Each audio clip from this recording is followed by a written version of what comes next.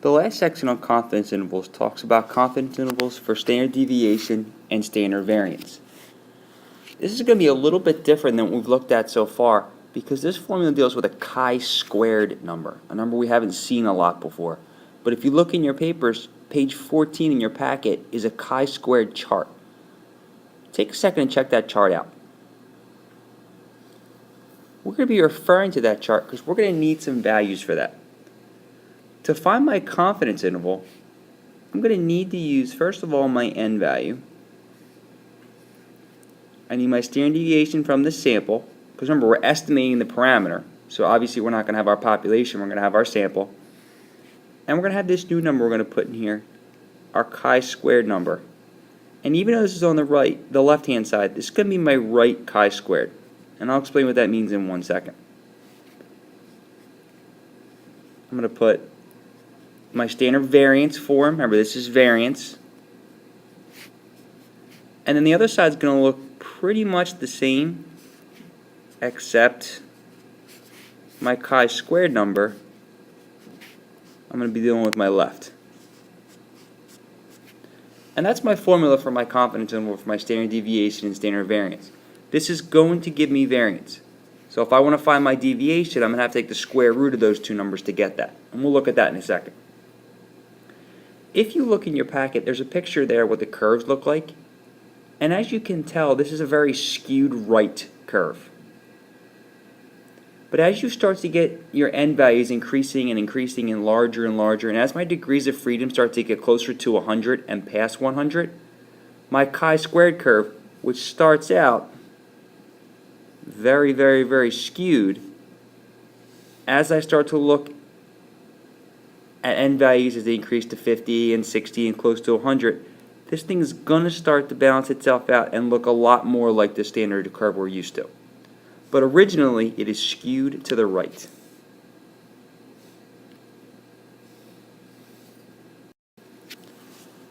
In this situation here, we're looking at 90% confidence interval for the variance and the deviation.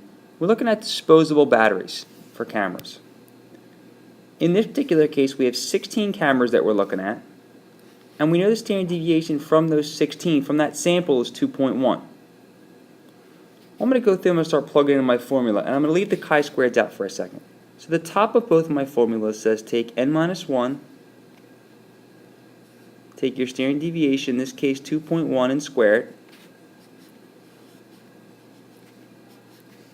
Do the same thing to the other side.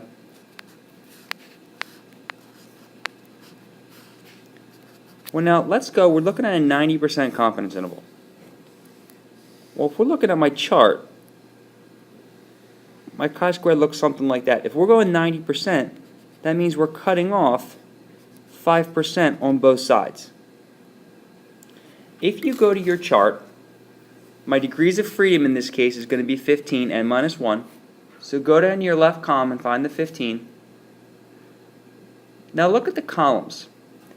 If you look at the columns, we're cutting 0.05 off this side, and we're cutting 0.05 off this side.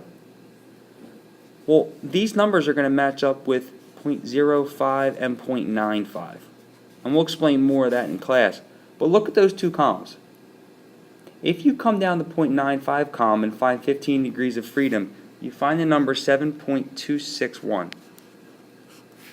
And that's the number that would correspond to right here, my right-hand chi-squared. If I focus on this number over here, I get my 24.996, and that's where I look up the 95 for my 15 degrees of freedom. That would be the number that would go right here. Well, if I figure all this out, and I do my calculations, I'm going to end up with a situation where I end up with 2.6 is less than my variance, 9.1. So I end up with this for my variance. If I take the square root, because remember I want to get deviation possibly, I'm going to end up with 1.6 to 3.0. So we are 90% confident, given this information about the disposable camera batteries, that our standard deviation of the population is somewhere between 1.6 and 3.0. In our second example here, we're looking at finding the 95% confidence interval for the variance and the deviation again. But in this particular case, if you read down, we're given the standard variance in this case. Now remember, that's going to be my S squared. So if you look at our formula, and I think about what our formula looks like, the formula has this on both sides of it at the top. Well, in the previous example, we had to take the standard deviation and square it. In this particular case, you need to be very careful for wording. If it says variance, it's already squared. So when I go to plug my information in here, I take my sample size, my 24. I don't have to do anything to the 8.5. I do not want to square that number. I set up my right-hand side the same way.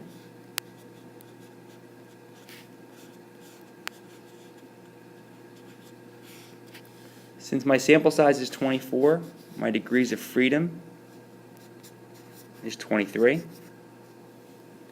I go to my chart. I know it's 95%. Again, think of what your chi-square curve looks like. I'm cutting off 2.5% off the left and 2.5% off the right, which means I'm going to 0.975 and 0.025 on the chart. I get my two numbers. My chi-squared on the right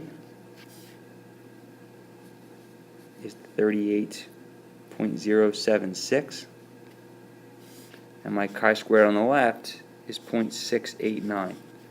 Keep in mind that these are sort of mixed up right and left, and the reason is the larger your denominator, the smaller your outcome is going to be, the smaller your quotient is going to be. If you're not finding those two numbers, take a second, look at the chart, find them, and see how I got those. Once you do the calculations, you'll end up finding out that the variance is between 5.1 and 16.7, and then to find the standard deviation interval, we take the square root of both. We get 2.3 and 4.1.